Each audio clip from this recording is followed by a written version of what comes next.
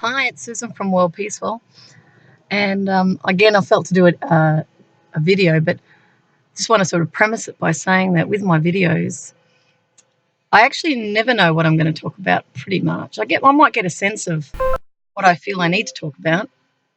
Like someone might inspire me, and I might think I should talk about that. But for the most part, I don't know. But I just follow the feeling.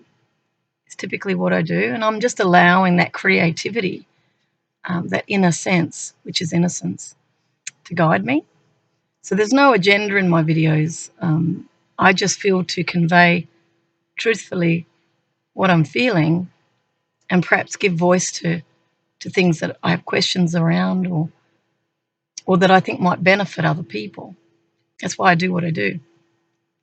But I wanted to show you my dad. As you can see, I'm wearing his T-shirt. I actually like his T-shirt. It's great. He's a great dad. I think of him every day, and he inspires me a lot. It's just incredible. He's kind of like the first person I've really lost. So for me, I've really had to contemplate, death and what that's like for people now. Now I understand a lot more. So when people are grieving, I'm a bit more understanding of what that actually feels like.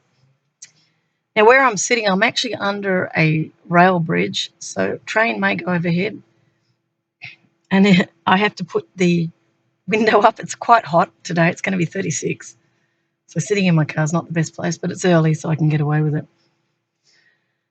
I've felt inspired to read from a couple of books that I have. This one I call Love. It's from the teacher of it.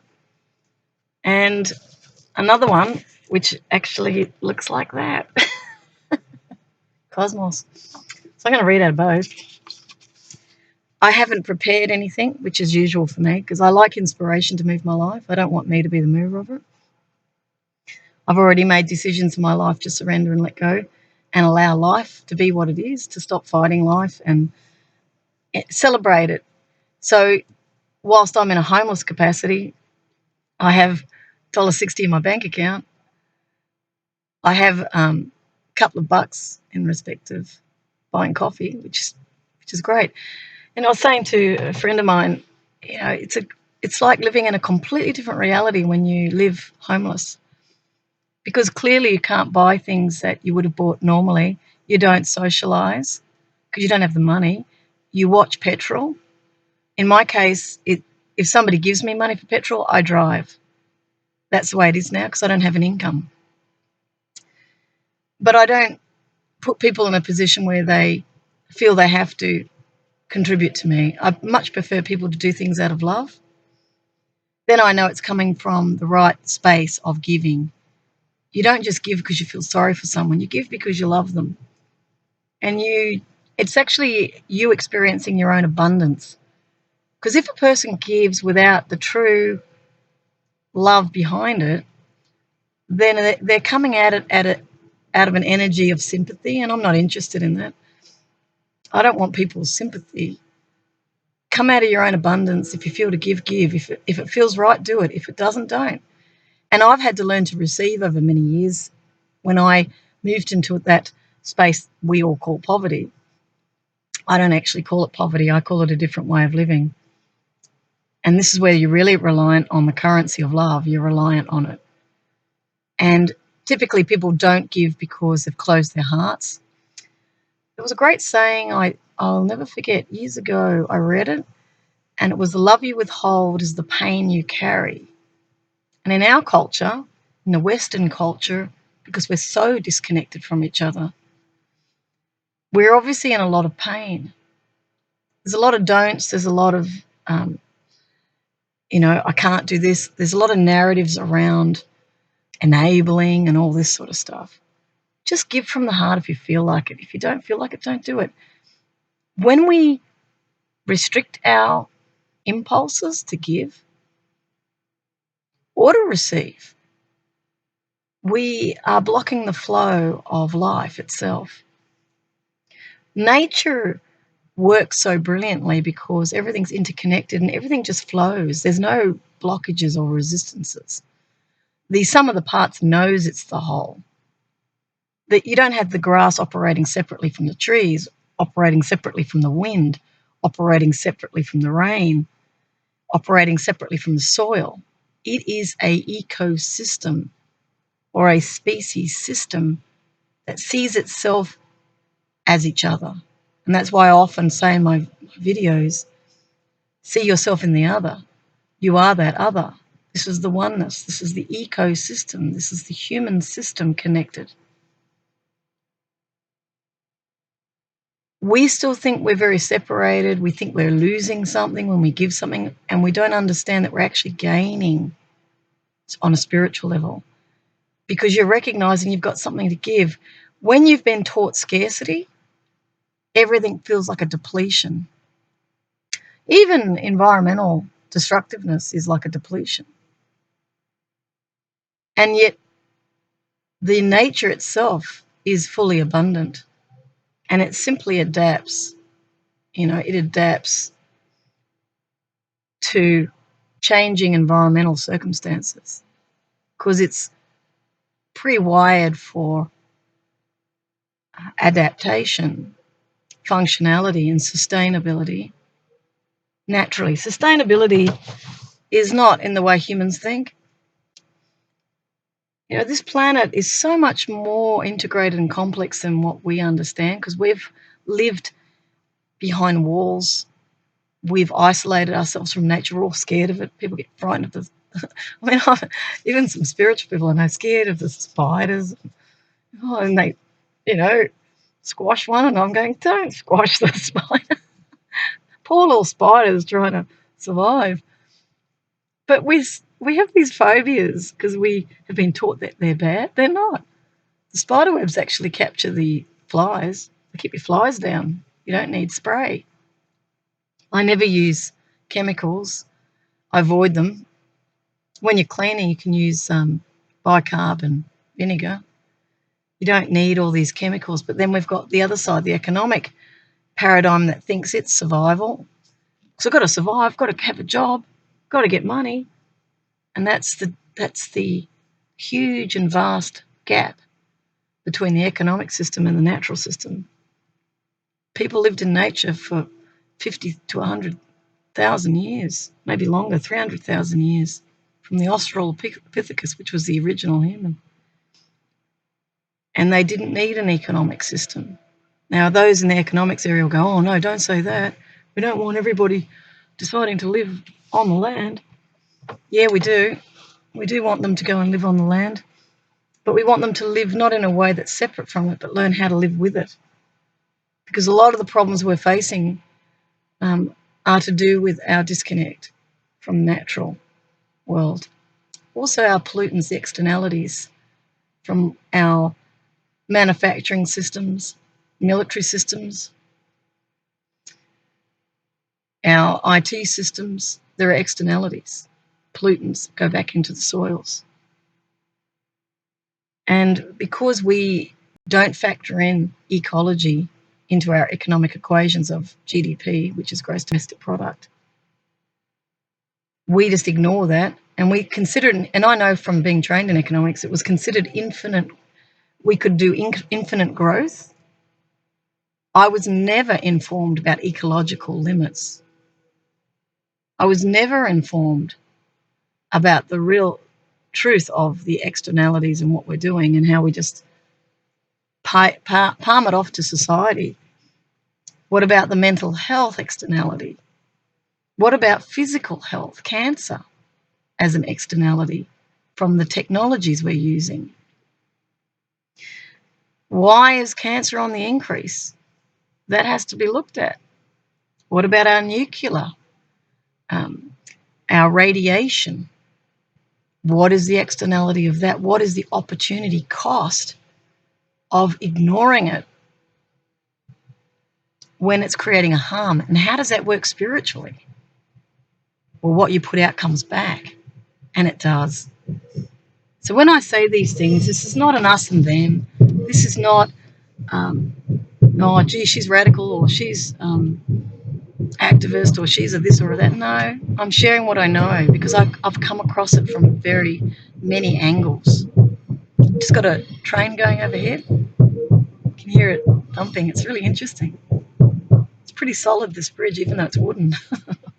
Much prefer a steel one. But then what's the externality of that, you know? So in our pursuit of greed, which is not, I don't blame the people for becoming greedy. I don't. When you grow up with all of this and it's unquestioned and it becomes a mantra like a religion, and it does, everyone goes, oh, let's look at Wall Street. Let's look at, you know, the SP 500. Let's look at, you know, Australian Stock Exchange, and on we go.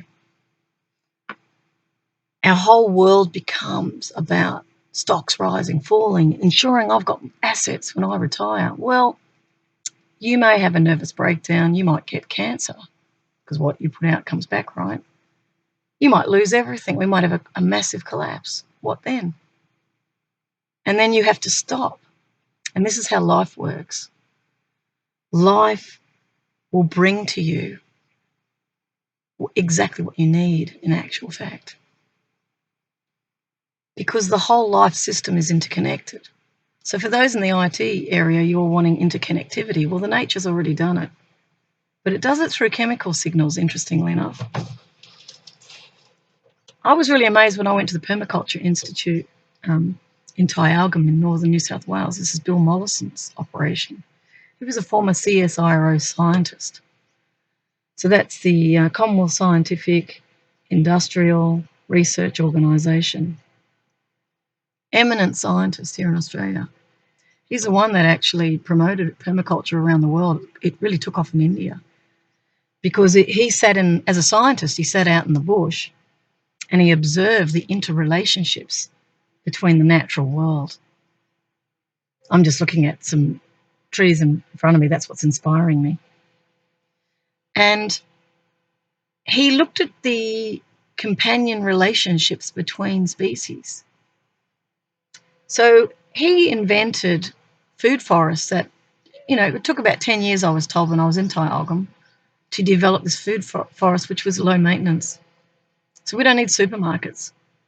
Now all the supermarket chains go, oh no, vested interests, you know, I don't want to lose business. You've got to start preparing for change. Those in the multinational companies have to prepare for change, and it's not coming the way you think. This is the real disruption. Because what you're playing with here, it's a little bit like children playing with matches. They don't really know. They're just tinkering here and tinkering there, and they're playing with a lot of things that they know nothing about. And that universal law of cause and effect, it operates. So what I'm sharing with you is really for you to sit back and reflect on what you're doing and think about the fears that drive what you're doing. Is it really going to serve you ultimately? If it's out of whack with nature, it's not. There's the train again. I like it. So if this goes black, it just means the train fell on me. No, I'm kidding. There isn't any them and us. We love to create the enemy. We love it because, oh, gee, let's go for it. And we get power. We get this sense of energy moving forward when we find someone to fight. It's a waste of energy, and we've done it for thousands of years. And it's like, I think we're at a point of evolution right now. We can choose to advance ourselves in a clever or smart way, or we can advance ourselves by really awakening to truth of who we are. And ultimately that is happening, and that cannot be stopped. It can't, because it's far greater than us. And this is what I've been trying to convey, is we're just little human beings running around on this planet. You know, this is a cosmos that we're part of, and it has an ecosystem as well, of which we are a part. I sort of see us like infants. I see us like, you know, at that level. We're like infants, and I don't mean that in disrespect. I'm just saying it is what it is. I think we're wonderful. We're fantastic. I love the people, but I see us as, you know, we're at a point, I want to put it more in this context. We're at a point of jumping off into something greater. And it's like when you grow up, you know, when you're a child, you play with your toys, you're not very aware of much, you know. It's like the moment you live in, You're very happy, and you notice the noises, you notice smells as you start to grow as a person. And then over time, you might start running around, you might play sport, you might find friends, you might experience your emotions, you might have a few traumas along the way, you've fallen over and got back up again. Then you become a teenager, and then you notice the opposite sex, and you start to explore a whole nother reality as that awakens you to a whole different stage of human life. And then you become a young adult, you go to work, another awakening happens as you start to recognize you've got to pay bills, you've got to rent a house, and people will call that responsibility. Then you start to notice you have to be seen to be, because if you don't look like you're going anywhere, the friends won't come around you because they're not really liking you. They're liking what they think you are about, the perception of your success, because it rubs off on them, you see. It's always self-oriented. They don't actually understand truly loving people for who they are. And then you become an older person. You might move into positions of management or higher positions, or you might have more expertise. As you grow older and older, your awakening occurs more and more. As you start to awaken to wisdom, you've been there, you've fallen over, you got the T-shirt. And that's really an awakening. Because when I think of where I am today at 54, from where I was at 15, it's like different lifetimes. So I talk about we reincarnate. Well, we even do in the one life. You actually are constantly morphing into something greater. And in many respects, that can't be stopped because that's life itself. That's change itself. As you take in more information, your awareness expands. It's a very natural phenomenon. And one can try and truncate awareness by, the opposite, which is mind control, which is controlling the way people think, trying to control the agenda. Marketing and public relations tend to seek to spin a story so that others will get on the bandwagon. And we can all, as people, just sort of jump on board things, believing these things are true without really questioning. That's why the questioning is critical, why philosophers came into this world, was to question. The questions open up awareness. Because the minute you question, you're going, I don't know what that means. What does that mean? It means the train's going overhead. I like it. It's good. It's got its own rhythm. Amazing. So what questions do is they put you into a state of I don't know. And when you say I know I don't know, and I've said this before in videos, that's the beginning of wisdom, and that's how wisdom awakens, actually. It's always through the questions that wisdom awakens. Because the moment you go to I know I don't know, the mind opens. This is how awareness comes in. But if you just say, well, I don't even know to ask the question that I don't know, because I'm not really interested, I'm in a mesmerized state of consciousness, then you're not really going to grow much because you haven't asked any questions. You haven't said, well, why is that? Why do we have cars? Why do we build roads in the way we built roads? Why are they linear? I'm going to just play with the questioning for a moment, just for the sheer fun of it. Why do trees have all the leaves? How does the wind interact with the leaves? Why they're all positioned differently? Why is that? Why isn't it one big leaf on a tree? Why is it all individual little leaves? Why do we have hairs on our arms? Oh, it cools it down. Why is there leaves on a tree? And how does that impact the wind in respect of where it goes? Does it create turbulence as the wind hits it? How does it impact the tree itself? Does the tree have consciousness? Is the tree aware of, and I've been told by someone that the trees do, this is someone who had a gift in that area, a whisperer. Right? Have I ever felt? I've felt connection to the nature, but I haven't felt that yet. I'm just going to go still on the trees and consciousness.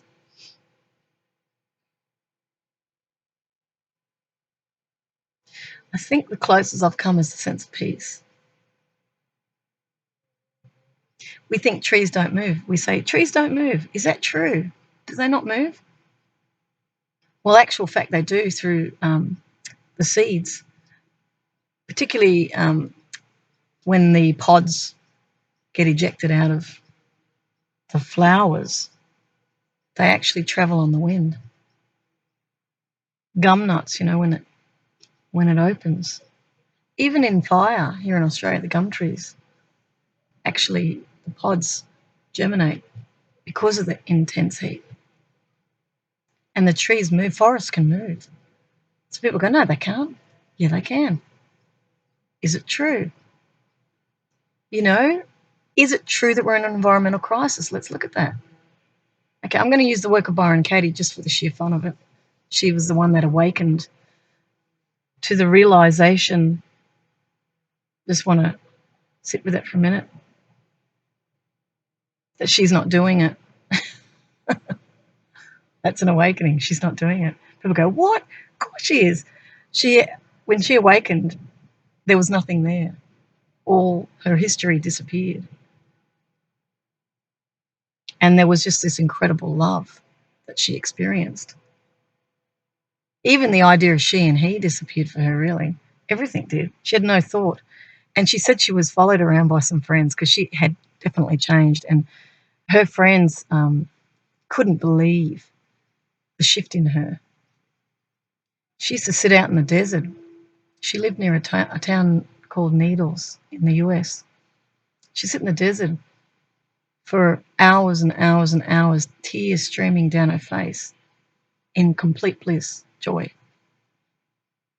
She would say nothing. Now, her friends knew her as depressed, cantankerous, a troubled person before she awakened. And that awakening was the evolution of consciousness, is what happened to her.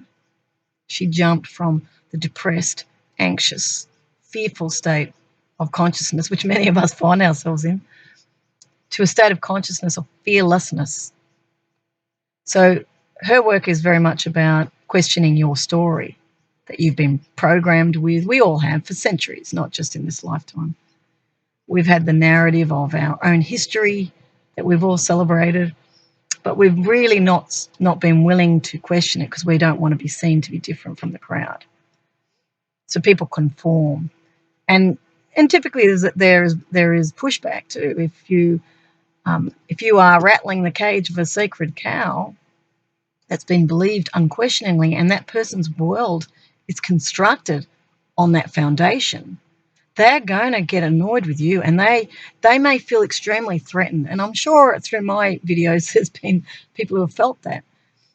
But because I decided to live a life out of truth and love, inevitably cages will be rattled as people who think in terms of right and wrong, good and bad, good and evil, all this sort of thing, will have their foundations challenged. And it feels good to have a nice solid foundation, where what you believe is true. And then you can move forward in confidence because it gives certainty. What we're really afraid of is not the person, not even the belief. It's the uncertainty that we get frightened of, because we only feel our power when we're sure. And so when a group comes together around a school of thought, and that school of thought grows, everyone feels confident because we've got our glee club around us. We call the glee clubs, it's coming out of conflict resolution. People like to surround themselves with like-minded. We get that on Facebook too, where people are all in agreement, but we're not exposing ourselves to the opposite viewpoint, which is democratic. That's why there's a move to deconstruct democracy and human rights, because those are the very things that are going to push out the idea of conscience. You might be wrong. And those who need that certainty, that's what the totalitarianism is about, is a complete certainty that I'm right and I do not want, and I'm going to force you to be silent. Because when you speak up, it shakes my world and exposes me to what I believe is a vulnerability. And that's an unquestioned thought. Rather than going with the flow of life and allowing the challenge to come and saying, maybe instead of seeing it as the person brings me the challenge, go, life brought me the challenge. If I look at it as life bringing me the challenge and the teachers are arriving, I see them as teachers, then there's no enemy out there for me. So who's to fight? Are you going to fight life? Well, good luck with that one, because life is, you can't fight reality. Reality is what it is. It doesn't mean that you condone any form of negative behaviours, but you might say, well, it is what it is. They're still where they're at. They're believing in the fear. They're not believing in the love, because the minute you demonise, the minute you make someone other, separate from them, so that you can disconnect emotionally from the consequence of your action. And this is what manipulation does. Then you don't feel bad when you've hurt them. Oh, it had to be done. I have a responsibility to this or that. This is part of risk management, and that's an interesting one. When I discovered risk management, I went, why don't they use conflict resolution? Oh, it's about protecting power. I didn't know that. It's protecting assets. See, I questioned because I was put into a difficult circumstance and I had to question to save my own life, in actual fact, because I found myself being challenged on all the things I believed in, and it was done in a very silent, salient way. It was definitely active, but it was done in a way where I couldn't fight back, which was good in a way because I then had to go into myself. I had to come inward. All these videos, I can thank those others for that, because I would never have produced all these videos. I would never have awakened had they not treated me in the way that they treated me, which evoked for me questions. It also evoked pain because there were things I hadn't questioned. I believed I was powerless when I'm not. I blamed myself, when I really wasn't to blame. I was innocent. But at the same time, because I'm a peacemaker, I'm not quick to demonize the other either, because they are me, see? An aspect, of me, and I don't know who they really are. I know what the energy is about. I know that there's fear behind it, because they wouldn't be doing what they're doing if they didn't have fear. And when you're in fear, you're not in love. And when you're not in love, life is a very frightening place. There's no meaning to that. There's threats everywhere, and you're trying to manage for those threats, and that's what risk management does. But what risk management and those who are risk managers don't understand is that they're actually calling forth the very threats that they're pushing back on. So the minute you push back, life mirrors it. And there's no intent behind it. It's just cause and effect. That's not what's understood, you see, because people aren't educated in this. That's why whatever happens to you is that you're calling. The moment you resist, what you resist persists. So if you want to fight all the peacemakers, you want to fight all those you deem to be other to you, if you want to create that enemy, you're actually destroying your own self, because they're an aspect of you coming to you. Now they'll say, how can they be an aspect of me? Because what you see in another is in yourself. And if you're feeling that threat, it's because you know there's something there. And the denial within you is seeking to block it, because to really sit with the reality of it is too painful for you. That's why you fight it. That's why it always comes back to self. It's never the other. But until you get really honest, until you are prepared to question your thinking, you will still play the game of the evil other out there, when there's a mirror happening here. Because as you fight it, you actually bring the darkness into you, like I said in the previous video, and it's true. That's why often, even activists too, when they're fighting this, oh, this terrible, this, they're actually becoming the very dictator that they say they fight. It doesn't work. Gandhi's approach was workable because Gandhi didn't hate anyone. Gandhi was seeking truth, and he saw truth as God. So he's not going to resist you out of an ego because he wants to be seen in a certain way or he wants to destroy you. He wasn't working like that, despite the narratives that have come up since his death. That's another way of keeping his popularity down, because there's fear around Gandhi's arising.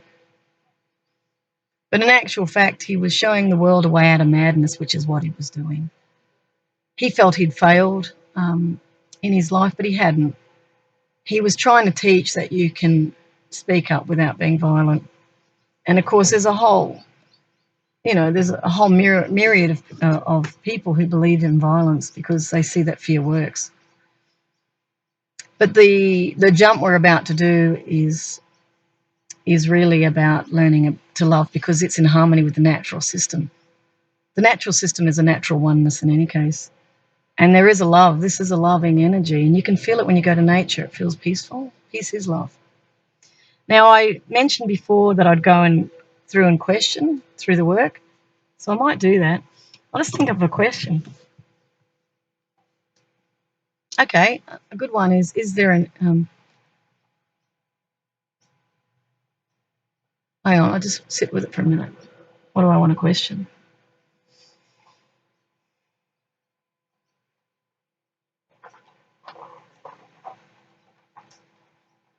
Destroying the enemy makes me safe. How about that one? That's a goodie. I'll use Byron Katie's work. First question is it true that destroying the enemy makes me safe? Okay, I'm putting myself in the mindset of those who believe this. Yes.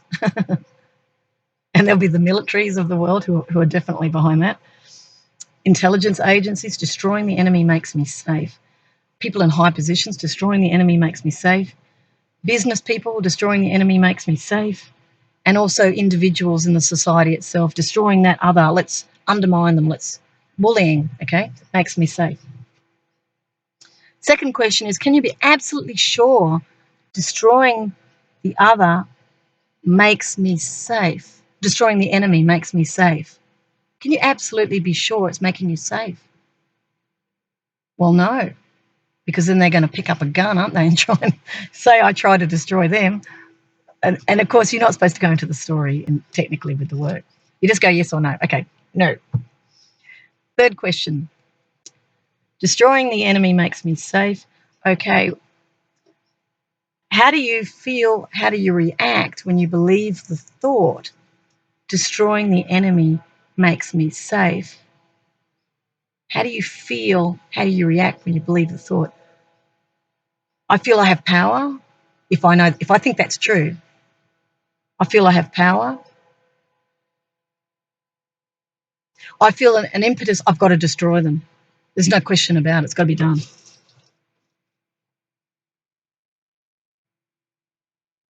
I feel a forward-moving energy. I'm going to do it. Destroying the enemy makes me safe. I've got to be safe. It's for my own good. I've got to do it. I've got no choice. No choice. How do I feel? How do I feel? Frightened, because I have to confront them. I have to get them. How else do I feel? Well, if I'm in the military, I won't be scared. I'll be going, okay, it's an objective. How do I feel?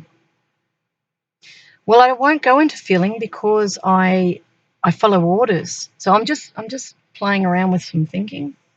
I follow orders. But how do I really feel? Because I've blocked the feeling.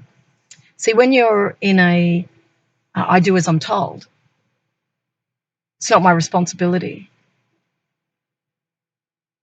You will deny how you feel. That's why later on often soldiers get PTSD, because when they're alone and they've got let's say they're out of the military, that's when they start to really feel it. Okay, how do I feel? How do I react? I've got to destroy the enemy to feel safe.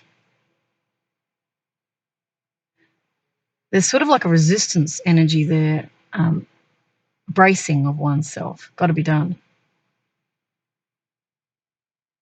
Planning. See, isn't it funny? I'm going into that sort of mindset. How do I feel? How do I react when I believe the thought? Well, you see them as an enemy, so let's go into that.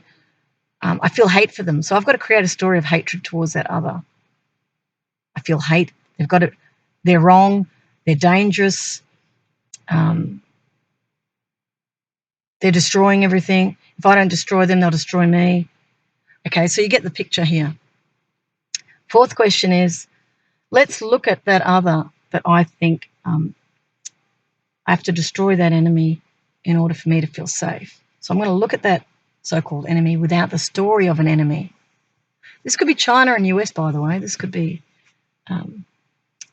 Christianity and Islam. This could be employers and employees. This could be males and females.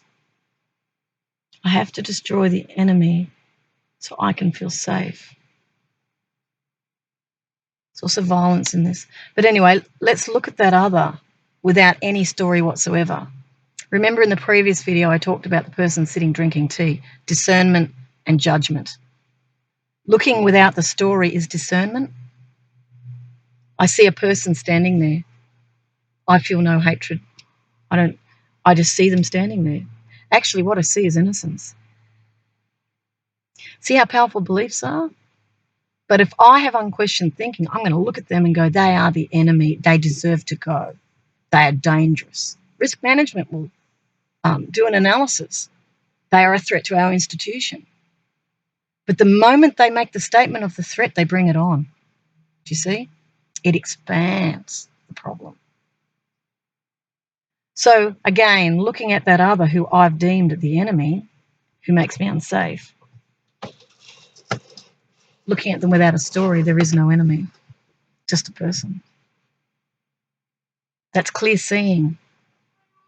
Okay, Byron Katie then goes into the turnarounds. You turn it around to yourself, to the other, and to the opposite. I must destroy the enemy to make me safe would turn into I must not destroy the enemy to make me safe. 3 examples why that's true. I must not destroy the enemy to make me safe. To make me safe, I must not destroy them. Why? Because the universe is a mirror, works on a mirror. What you project out there comes back to you.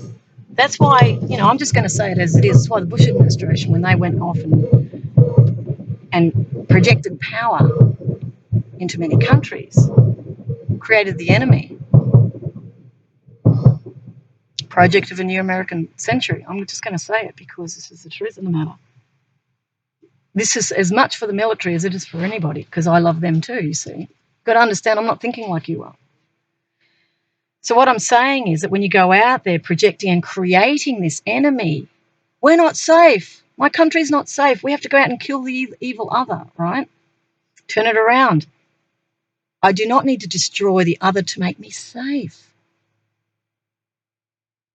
I must not destroy the other to make me safe, because this is how escalation happens. As I go out there violently, believing I'm destroying the other to make me safe, could be to make my assets safe, whatever it is, I'm actually creating that other that makes me not safe, actually. So I must not destroy that other to make me safe. The actual destruction of the other destroys me. Mirrors. That's why things are falling apart now and the truth is coming out. Because that's a natural ramification of what you put out comes back. So everyone's scurrying. They're trying to silence dissent because they're frightened that it's all being exposed. Well, it is, and it will be. You can't stop that. You can channel a lot of money into this, but at the end of the day, nature is far more powerful, you see, because you're part of something much, much bigger. These are massive energies at work here. And when you get collective desires for truth, because the minute you create that environment of not safe, people want safe. They go for the opposite. Then they will call it, I want safety. Safety means truth. So the truth comes out, doesn't it? And, turning it around to the other, I'm not always good at the turnarounds because I'm a bit dyslexic, I have to admit. So I must destroy the other to make me safe. I must not destroy the other to make me safe. I am destroying the other to make me safe. Could be a turnaround. I am destroying the other does not make me safe.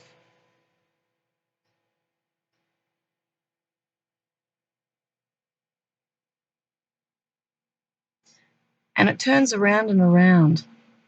And what we're really playing with here and what I'm really just trying to share with you is projection. You think about it. When you really believe something, that's all you see. If your work is IT, all you're going to be thinking about is IT. If your work is military, all you're going to be thinking about is military application. If your work is social work, all you're going to be thinking about is human relationships. If your work is politics, then you're going to be thinking strategically, how are the other parties thinking and how can I get the advantage? So consciousness is kind of selective. And you have to be very aware of this because that selective consciousness can actually change what you see. Clear seeing is dropping the story, all stories. If you're highest good, it's like just drop the story and there's no enemy. And you think, well, I won't have energy if I don't have anyone to fight. You know, I remember when I first got into the peace area, I thought I needed to have fire in my belly, to do something. Today, I don't think that at all. I just get inspiration and I feel no fire in my belly at all. Occasionally I get passionate. Occasionally I get amazed. I just go, oh my God, they believe their story big time. They're going to do this, they're going to do that. Oh my God. And they think that's going to serve them? Not at all. It comes back on you. Always, without question, it comes back. Without question. Better question that. Is that true? Does it always come back on you? I'm going to go still on that because I like the way that played out then. It can be the feeling I got immediately was in other lifetimes too. So it's not just this lifetime. See, I come from perspective of we live on. So I've done near-death research and I've seen ghosts and I know we live on. So I'm going to go to these books quickly. I know we're at the 40-minute mark and I have the tendency to go for quite a long time. And I do apologise in advance, but this is freedom, freedom Indian. Okay, I want to read out of some of because these are the real wise teachers. I'm just giving you my narrative, but there's wise teachers. Okay, all events are neutral. I opened it that randomly. See? All events are neutral. I like that. Now, this has got a bit of a Christ flavour, so bear with me whilst I speak this. It sounds very biblical. And I have to say in a funny way, when I was driving here today, I actually saw a street called Bible Street. I've never in my life seen Bible Street. And now I'm reading something that's got biblical. So clearly I'm being moved to use that narrative. So I'm going to do it.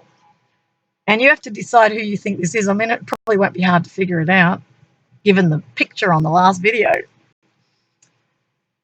So I'm just going to read it and you can decide, okay? So I'm not saying believe me. I'm not saying believe this. I'm just saying I'm going to share it and see what you think because my mind is open and I question everything. Nothing's out of bounds for me.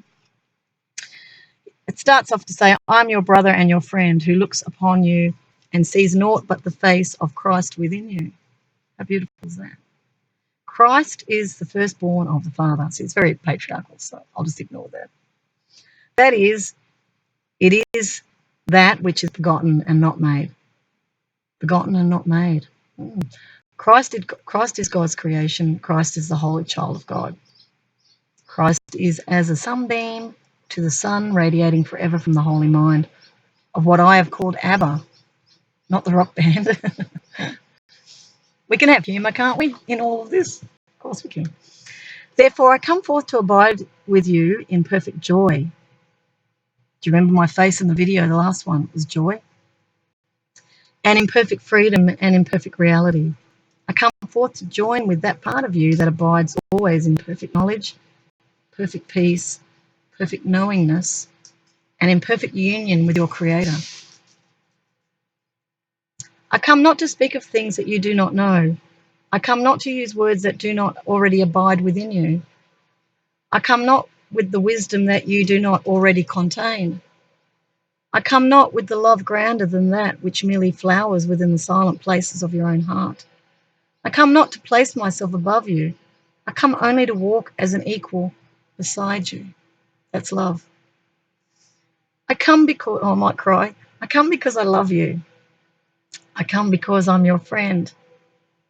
Of all the things that I could possibly choose to do with the unlimited power of consciousness, given equally unto me of my Father, as it was given unto you, of all of the places and dimensions and worlds in which I could reside in this moment, I come to abide with you, to bridge the gap that seems to yet separate you from me. In reality, all dimensions of creation reside in a space far smaller than the tip of a pin. Interesting, eh? In reality, all dimensions of creation are so vast that you could never measure them. In reality, there is no gap between where you are and I am. This is why I can be no further from you than the width of a thought. But, oh, beloved friends, the power of that thought is the power to create universes. And within universes to create yet more universes. And within those universes to create world upon world upon world upon world. So when we get locked into all the conflict, the enemies, we're actually limiting our infinite ability to create. So we're actually staving off our own power is the truth of it. It goes on to say, it's not even really he anymore, but anyway. Your lived experience is that momentarily your attention seems to be focused on your unique world, which shares some things in common with many other beings. You have what is called in your world a consensus reality, born out of a universal reality. Oh, we would say a consensus experience born out of a universal reality. Beloved friends, even as you abide in your awareness in this moment, you are the creator of the world you experience. That's why I'm saying question your thinking. You create it. You're creating all your enemies, creating these beliefs, right? And you do this in so many ordinary ways. When you stand face to face with anyone for just a split second, you alter the position of the body through which you gaze upon them. You take up a new stance, a new perspective in that very split second. You have created a new experience for yourself. That's why I say face to face, not online. You need to get in front of people. We can easily make up the enemy by gathering data, for example. But when you stand in front of them, you create a new experience for yourself. This is the growth. When you look upon a friend and the mind moves from neutrality, which is where you begin any experience or every experience, into the thought, that is my friend Mary, that is my friend Saint Germain, that is my friend Peter, that is my friend Joanna, that is my friend Nathaniel, whatever the name may be, when you hold that thought, already you begin to change the experience. Friend, enemy changes the experience. You are literal creator in that moment. For when you name anything, you define it according to the factors that you have built into the name that you use. When you look upon a field of energy arising from the mystery of earth, and you say the word tree, instantly you have brought forth into your manifest experience everything you have ever decided is associated with the field of energy that you call tree. Funny how I was talking about tree before. I opened this at random. See, no mistakes. It's incredible, isn't it? That's what happens when you flow. It all comes together. In this way, your experience is entirely unique. It has never been before. It will never be again. So every moment is a unique universe opening for you. If you're open to this, nothing can repeat it. That is why creation is forever new. We are renewing. This is a renewable earth in every moment. Yes, you can stand with your friend and look upon a tree and nod your head and say, oh, of course, that's a tree. Yes, I see the branches, I see the leaves. But as soon as you have named it, you have brought forth all the associations you have called to yourself, your experience of that field of energy which you call the tree. I'm going to add in here, how do you feel, how to react when you say tree? Okay, I see tree, I see shade, I see leaves, I see branches, etc. That's what is being said here. Rest assured, those called environmentalists and those that you have labelled loggers definitely see a different experience, though they both use the same word tree. It's a train. Which is right then, and which is right then and which is wrong. This does not apply. So the loggers and the environmentalists would be enemies, right? What's being stated here is that they just simply see differently. In this lesson, we want to address another of the important pebbles that you must drop into the clear, still pond of your awareness. It is simply this: all webs of relationship, all energy fields are absolutely neutral. What creates experience is how you decide you will view that web of relationships, that field of energy. The effect of that decision is also completely neutral. But how can that be? For when the logger sees a tree and sees only the profit to be made, forests disappear. And when that environmentalist looks at a tree, the tree remains and the mighty owls and the birds have a place to make their home. Surely we must not. Surely are we not to perpetuate the same reality, the same experience that all human beings have had? Is there not loss when the forest disappears? Now this is Joshua, right? Listen well and carefully, because I just felt that myself, because this confronted me. All events are neutral. You are the one that places the value upon it. All events. So the logging of the tree is neutral. The loving of the tree is neutral. But the value of that event, you're the one who places it. I value the owls. I value the tree. I value oxygenation of the planet. The logger would say, I value my family. I value income. You know, I love sawmilling. I love working with wood. That could be another part of that. Now, does that mean that one should become cold-hearted, unconscious, and blind to their actions? Of course not. Part of awakening means to realize one's interconnection with the web of all relationships. It means awakening a reverence for the mystery. That is life. But it also means to release judgment of another who would view the tree differently. Now, we could use the same issue, I'm just going into Christianity here, of homosexuality, same deal. That's why I said in my previous video that, let's say the homosexual moves next door to the Christian, love thy neighbour. All events are neutral, but there's no mistakes in the universe, right? This is becoming aware. Oh, I'm feeling tension because I value heterosexual marriage. I value traditional values. I value children growing up being clear about the male and the female. I might value patriarchy, the head of the household. I value tradition because I felt safe when traditions were, that was a better life. I value that life, see? And this is, the other side of that is, well, I see differently for the homosexual.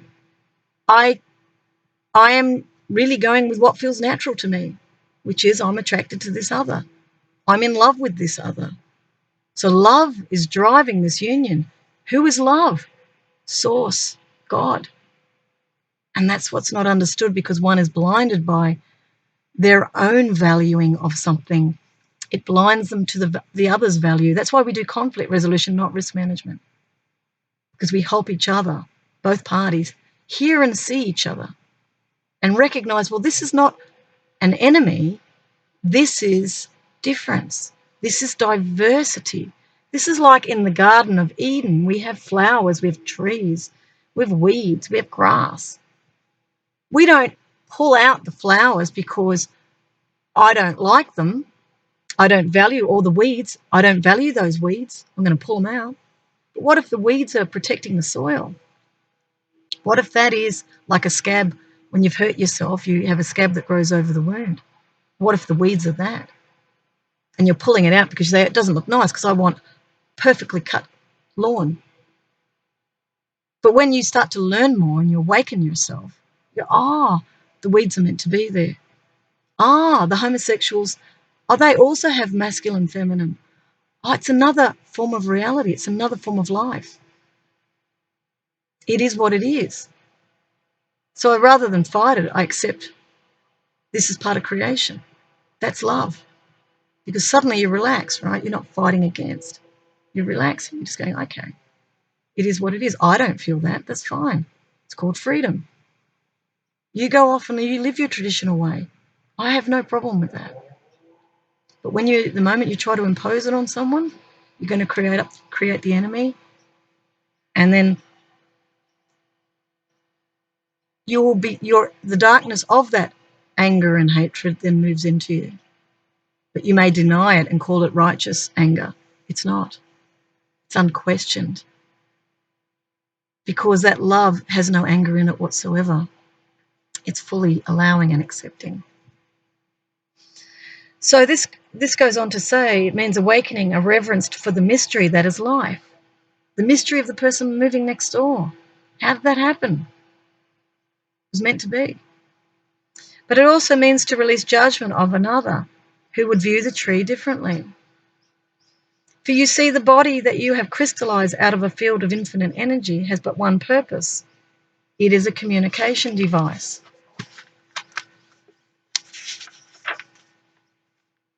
Therefore, let your primary perception, your primary guiding light in your third dimensional experience, which is where we are, what do I choose to communicate to the world with every gesture, with every breath, with every word spoken, and with every decision made? So what are you communicating? Through every breath. And it's through actions too, how we live, what we do, everything is the choosing of a way of valuing, a way of seeing, a way of experiencing on the basis of the thought. What is the outcome of the decisions I'm making on the basis of the beliefs I'm holding, based on what I believe, what I value? It might be money you value. Therefore, this change is inevitable, has to happen. Is it true? What of those who don't see it the same way? Do you go into conflict with them? Or do you look with curiosity and go, okay, they see differently? Is it a question of I have to destroy that other in order to get what I want? But then if cause and effect happen here, which they do, the moment I push against, it comes back even stronger. You create the opposite. What if there's enough space to create whatever you want, but without resistance? Simply acting out of, I want to try that and experience that. Another train. Love it. It's like a music. It's very comforting actually to hear the train. For ceaselessly while the body lasts, you are engaged in the process of communicating to the world, making manifest to the world what you have chosen to value, what you have chosen, what you have called into your experience and imbued with value. Could be to live the high life. I value success. I value billions. I value being seen to be, the top of the pyramid. Let's put it there. I said that with love too. This means, just reading on, this means that ceaselessly you are engaged in teaching the world what you believe holds the greatest truth, the greatest value. So when an environmentalist looks upon a logger, becomes exasperated and judges that logger or vice versa, we look at those environmentalists or the greenies, remember? The body is being used to communicate the value of judgment that creates fear and contradiction or disruption. The result of many, many minds choosing to value the right to judge. This is why we get together in groups. This is why we create narratives. We spin story to come together to judge. In the effect you call your world, is the effect you call your world. in which everything seems to be expressing conflict, struggle, butting of heads, and the Armageddon of opposites, of opposite ideas running into each other. And just beneath it all events remain completely neutral. How's that? So we're the drama. People go, oh no, it's this, it's that, causing me to do this and that. You are the creator through your thought. Underneath it all, it's all peace. We are like, if you can imagine the ocean's still. We are the froth and bubble on the top. We're the ones that are creating the turbulence through our thought process. Even if the forests of your planet were completely taken away, that would be a neutral event. See, I found that confronting when I first read this. I went, what? Why? Because if all of your trees were gone, if the very physical planet you call Earth died, dissolved from view, life would continue. So if you think all life ends, it doesn't. Life would merely create new worlds. See, this is the power I'm talking about that's way beyond our little thought processes. This is the real power. It's incredible. It does it all the time. You do it all the time. The events then that you experience are always neutral. What you see occurring in the world around you remains neutral until you make the decision what it will be for you. You will name it and therefore you will define it. When you define it, you call all of the associations of that to yourself. So the minute you define it, secular humanism, the minute you define it, you call it to yourself. That's what I said about you call it forth. The very thing that you decide is the other manifests in your reality in actual fact. But you're the one who did it. You might say, oh, look, there's all this pushback. No, you're creating it. Everything that happens to you is your creation, including my life too. It's all my creations, because we're all connected.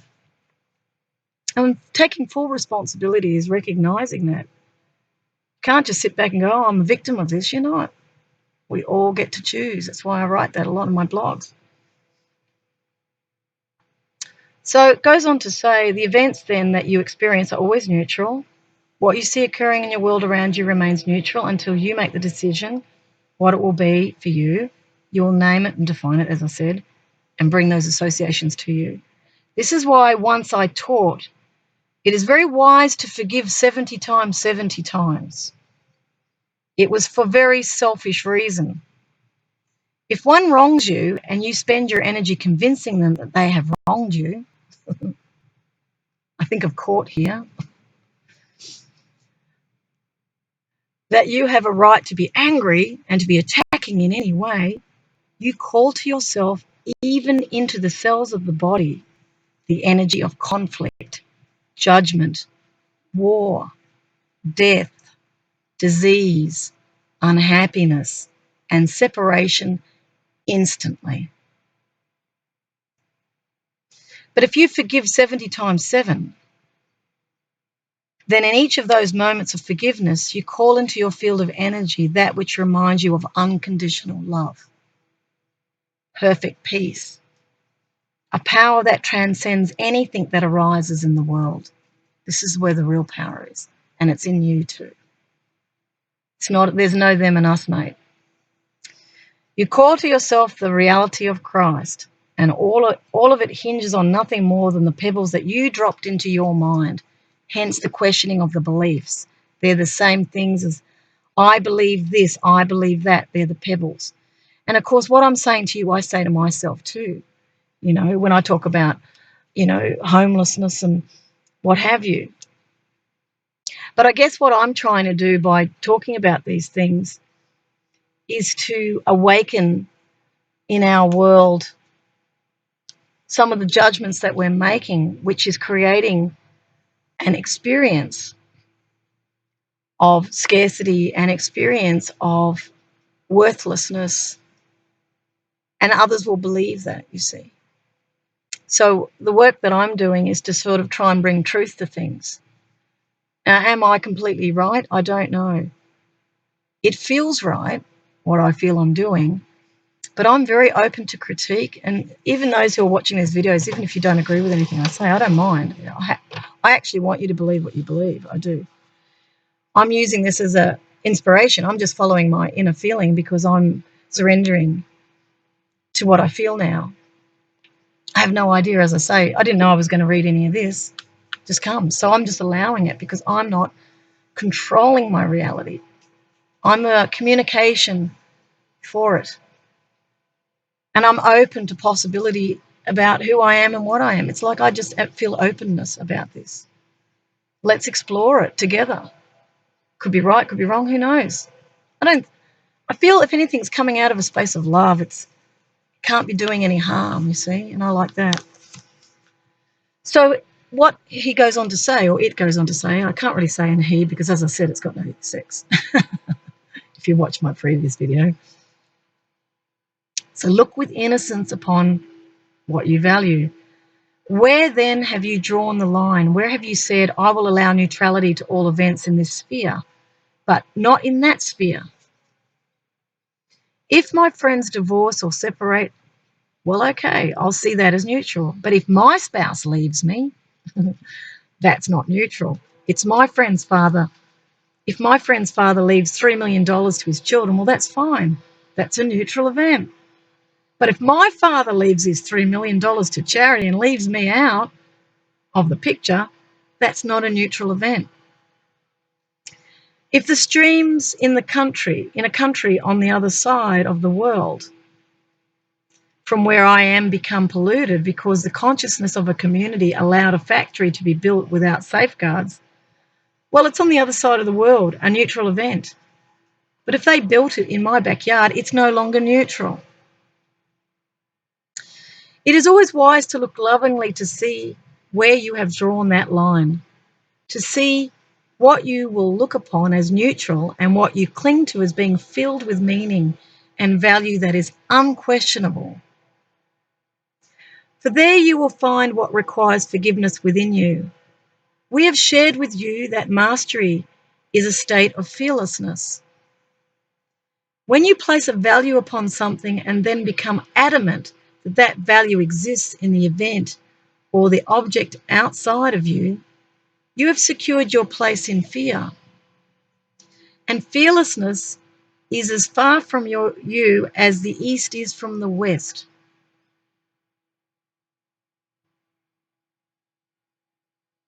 This is what awareness tells you. You see, I'm awakened. This is the awakening.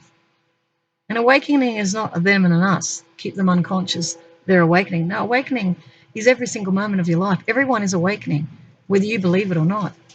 There is no demarcation. There's no line to say they awaken and you don't. We each are awakening, but to the extent of that awakening depends on your openness.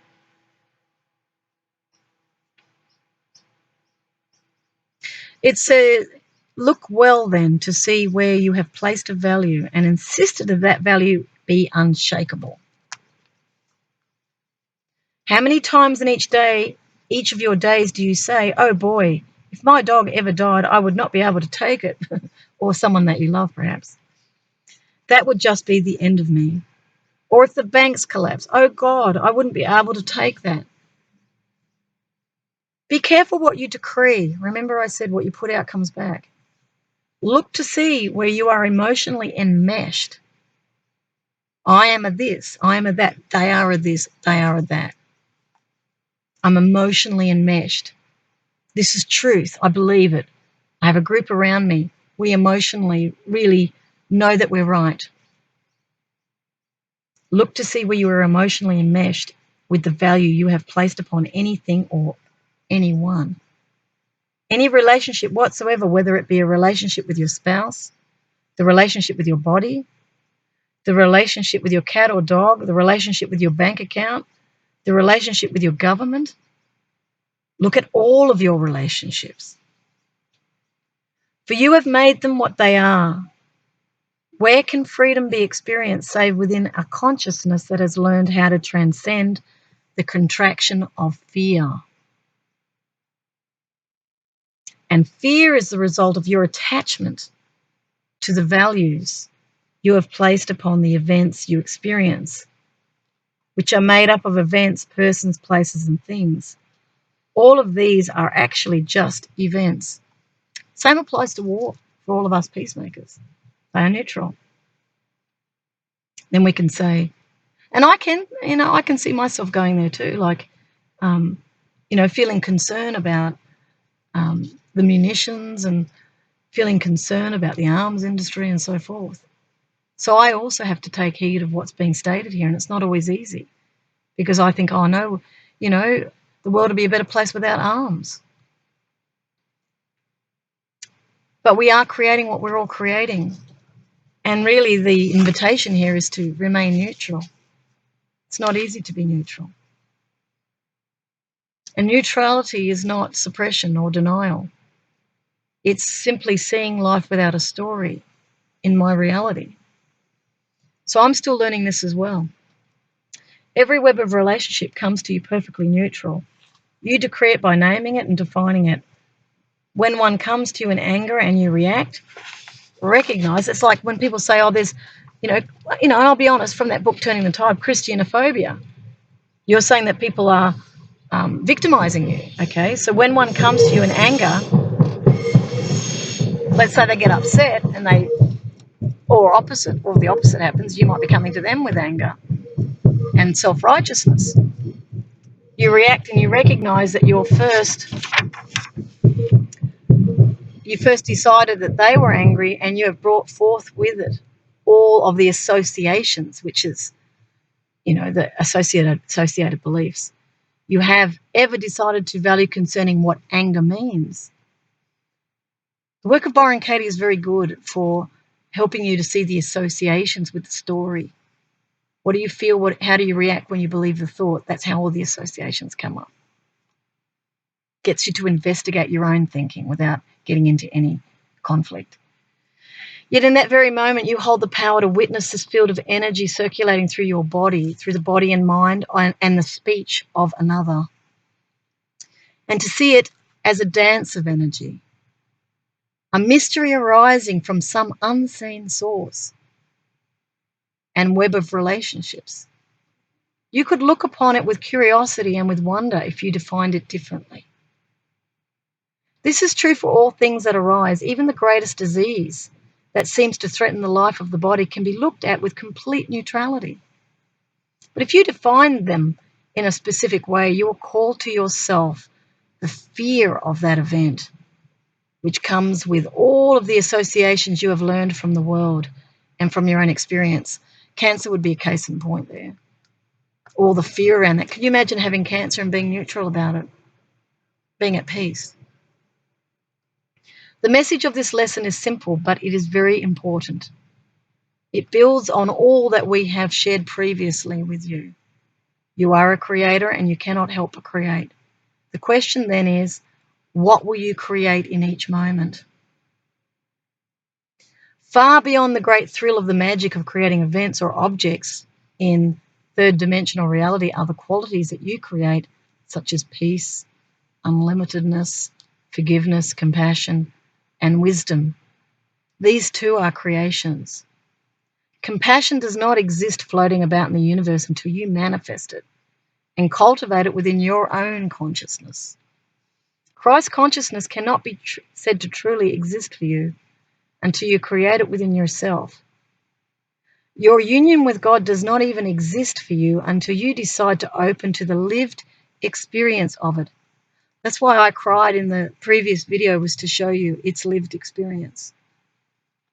Much as a food you have never tasted might as well not exist for you until you journey to that country, purchase it, and place it in the body. Or in your day and age, go to your grocery store and find the Gourmet International section. So experiential. Until you experience it, you can't know it.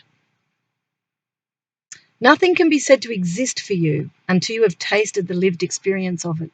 Same with homelessness, and why I'm expressing it to people now. I'm coming right out with it. There's no shame associated because I'm looking at it neutrally. But you can't know homelessness until you are in your car like me, until you have $1.60 in your bank account, until you recognize the monetary system and how things open to access, things closed to access on the basis of coins or the basis of digital currency. Then you start to turn your consciousness to the world that's not monetary, because I can't enter that world. So then I become open to the life of miracles. I become open to what's going to happen next. I have no idea. I embrace the uncertainty. Where will food come from? And yet the food is there. That's opening unto the mystery of life. That's how I live. Nothing can be said to exist for you until you have tasted the lived experience of it. So when you hear talk about enlightenment, when you hear talk about union with God, when you hear talk about unconditional love, stop nodding your head, thinking you know what these things are, and turn your attention within. Do you abide in a lived experience of these things? Immediately, you will know your answer. If your answer is no, I hear talk about enlightenment and I get little glimpses, but I don't really know what it is because I'm not feeling it completely in my lived experience. Right away, you will know that there must be something that you have valued other than enlightenment. That you are insisting remains in place in your consciousness. What is it? Search it out, find it, and decide whether you still want it. We would perceive there are many in your world that like to walk around as if they are in a state of peace with smiles upon their face. Perhaps they carry the Holy Bible, Bible Street, in their hand or some other such text. They wear some religious icon upon the body so as to create the appearance of one who is at peace. But inwardly they are not at peace. When they turn on their television and they watch how the logger has felled yet another tree, inwardly they respond by calling that one ignorant or stupid or limited. And I've done that. I have to be careful myself. I have to reread this. In that moment, they have spoken to the universe the truth that they are choosing to live. I am not one who wants to know what peace is. I am not one interested in forgiveness. I am not one interested in wisdom. I'm interested in judgment and the high that I feel in my body through the act of judging another as being less than myself. I know God. You don't. You're a non-believer. That's how it manifests. In short, it's time to give up the pretense. It is time to begin viewing yourself from the perspective of an absolute, ceaseless creator. Begin looking at exactly what you are creating in each moment of your experience. Bring the quality of childlike innocence to what you actually experience, not what you tell everybody else you are experiencing. It is time to become honest with the effects of the ripples of the rocks or the pebbles you have dropped into the field of your awareness as a great form of play. For a creator who understands that their infinite power to create and who understands that it is going on ceaselessly, that effects are being generated moment to moment, to moment to moment, that will indeed be making up their tomorrows, gladly gives up the energy of denial. Denial is not a river in Egypt. I might just add in. Is our train going over? Ooh, I better stop. I'm getting close to an hour and a half. It goes so quick. I can't believe it. I get so into the flow with all of this. And turns to look upon every moment of their experience that they might discern what choice they must have made to bring about the effects they are currently experiencing. That's the same thing as what you put out comes back. You're not a victim. No one's victimizing you. And if you create it, then you're creating through an energy of judgment. And that is not loving your neighbor. It is not unconditional love, which many preach but don't live. To live unconditionally is not easy because it means you have to change your thinking. You've got to start questioning it. And when we get into groups, we can get caught up in groupthink. When a bill comes and your body shakes and you go into contraction and worry because there's not enough golden coins in the checkbook to pay for it, the creator stops and looks upon all that has been experienced in the field of the body, in the emotional body, and at the thoughts being held in the mind. They begin to notice they are viewing the objects around themselves, the world around them, in order to begin to wonder, what thought must I have dropped into the pool of my mind to create the effect of lacking golden coins? And is that a thought I wish to drop into my mind so that I create similar effects of my tomorrows? Here is the doorway of wisdom. Do not create unconsciously and then just walk away, but learn ceaselessly from your creation. For in this way you begin the process of dissolving the creation of an unenlightened being, and you begin to build the creation of a Christ here and now in this moment. I want to stop that there, just put love there, because that's what it is. Love, it's not just a woolly thing. It's like when you truly decide to live a life out of love, you're going to have to question everything about yourself, because where you're not loving is the weeds in your Garden of Eden. I love that I brought that irony back around, because I was saying the weeds are fine for healing. Well, they are. The fear is there in order for us to find the love too. It does lead us to healing, in truth. Now, because I said I would say a bit out of this, I'm going to not go for very long, but I just want to bring it up because I'm feeling I should. Oh, this is interesting. This is for the technocrats. An awakened species creates balance between technology and cosmology, between machines and nature. Balance. Humans in an unawakened state often do not. Okay, what I'm going to do is I'm going to open at random. Oh, here's the biggest secret.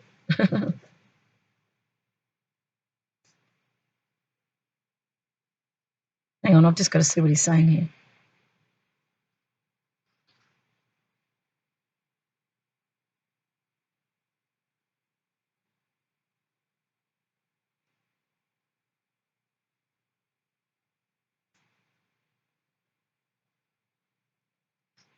I might just read the dialogue here because I'm not really following it. Hang on. The inquirer goes, okay, I had to look up that one. A femtosecond is 1/4,000,000th or a millionth of 1/1000,000th of a second. Now, why did that pop up? Exactly. And your soul is the source of that energy, of the essential essence that resides with you. The soul is, this is what the questioner is saying, the soul is God in us. It is indeed, not just in thought, not just in word, but indeed. So action. The soul is the expression, now individualized, of the being that is God. It is God being manifested. In our case on earth, the soul is God being a human, and a human is a soul being God. Exactly, precisely, absolutely, positively, manifestly. You have said it perfectly.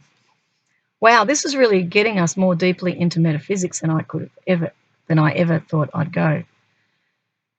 But I've got to ask, are you telling me that every submolecular particle of every expression of life in the universe has to be talked into something in order to do it?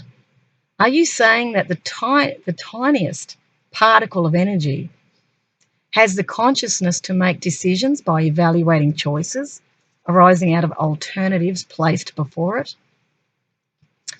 Man, this is too much. Forget about the rest of the people on the planet. How do I even get all the parts of me to agree on doing the same thing? The answer here is, that's the question, isn't it? That's the biggest question of all time. But it's actually easier than you think. Monsieur, I don't know who Monsieur Cure is, this is the questioner, says it's actually as easy as I think. And that is the biggest secret of life. When you understand this, you are moved to a place of mastery. So as you think it, you create it is the point here. It is our thoughts that are creating reality. What you think about, you bring about, I've talked about in the past. He then goes on to say, this is the questioner, okay, so tell me how this works metaphysically. I've been told 1,000 times about the power of our thoughts. See how I've opened this at random? Reinforcing what has just been said there. But how does this work? What makes this work metaphysically? You told me, this is the answer, you told me, and I know that you have an insatiable mind, but do you really want to get into the alchemy of the universe? I really, and this is the questioner, I really haven't planned this conversation. I'm just noticing that it's going where it's going. I don't want to put off for too long the rest of our deeper exploration of that list you gave us. But this is too fascinating for me to pass up. Can we just look at this briefly? Answer. Okay, then obviously this could fill an entire book. But here is Metaphysics 101, a short course in ultimate reality. See, has a sense of humor. As we've noted a while back in this conversation, all elements of life are imbued with what you would call in your language intelligence or awareness of its inherent function. This awareness fills each element to its maximum capacity. That is, every element is imbued with divine intelligence utterly, full out from border to border. Indeed, it would not be incorrect to say that the element itself is this intelligence in particle form. This is where science and creation are one in what's being said here. So each element of life down to the tiniest submolecular particle is part of the mind of God. The answer is, with your sense of poetry, that would be how you would put it, and I have no reason to argue with you.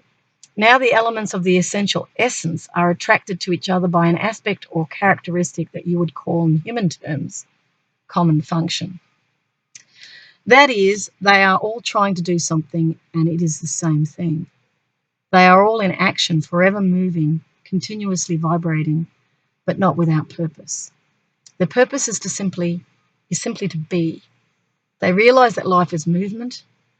If movement ever stops, that which you call life would not exist. Life equals motion equals life. Yes, is the answer. Now, as to what each element wants to be, that doesn't matter. The individual element does not have a preference in the matter. It simply wants to exist. Its desire is to be. What is called alignment, then, and the subsequent joint or unified action to which you refer, is created by the vibrational influence of any force larger than an individual element. It is this way throughout all of nature. The larger the force, the more pull it has on every smaller element within its impact area. So every element within any impact area will fall into alignment with the larger force that is pulling on it. You can see that also with the planets going around the sun, these big bodies, gravitational pulls. No one has ever, this is the questioner, no one has ever said that to me in this way. Why can't this be explained in this simple way to every child? It can. And in the civilizations of highly evolved beings, it is. This awareness is shared with every emerging entity, each of whom is told about the oneness of life and the circle of life. So if you, as creative beings, wish all the elements of life down to the tiniest particle to move in a particular direction, you must create alignment using the force of combined energy focused in a particular way. And thought is that force. What you think about, you bring about. He then says, the questioner, then what creates that focus? How do we cause energy, that is thought, to be focused in a particular way? The answer is desire. Interestingly enough, in the book I read before this, I was actually going to read about desire, but it looks like it's coming to me now. Desire exists in the soul. It is the soul defined in one word. The soul is the local expression of God's desire, which is to experience itself. Desire is the creator of intention. Intention is the creator of thought. Thought is the creator of action. Action is the creator of outcome. So I could say in my life, my desire, I have to be honest, is oneness with Source. It is. It's also peace. I see those as one and the same. Peace is the neutrality beneath everything. It's balance. So peace is the desire, is the creator of intention. So I have an intention for peace.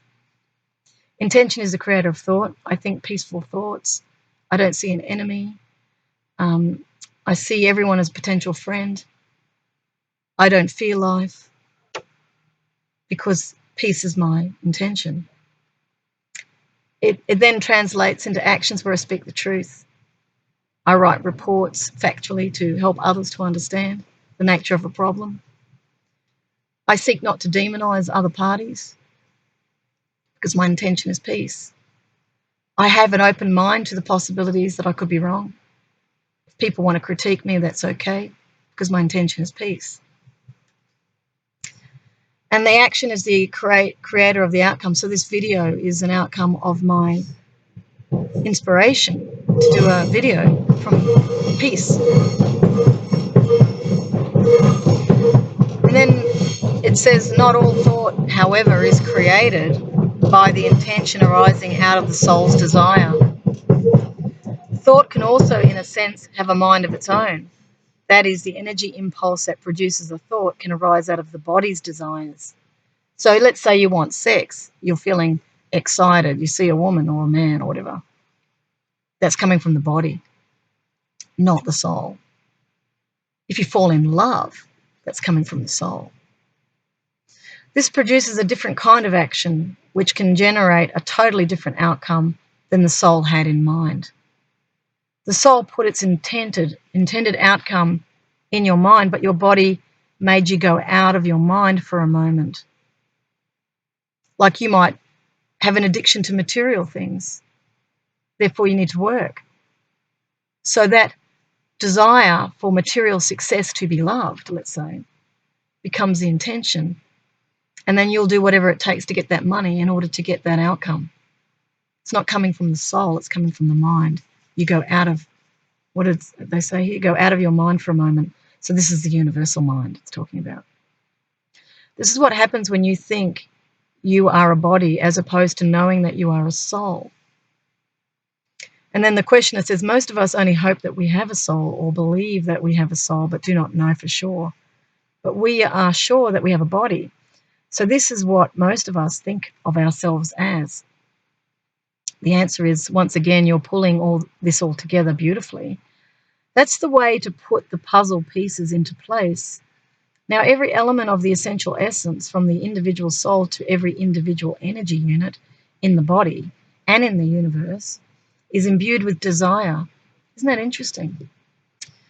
Which is a particular form of expression of energy in direct proportion of its size. The smallest elements have the smallest desire.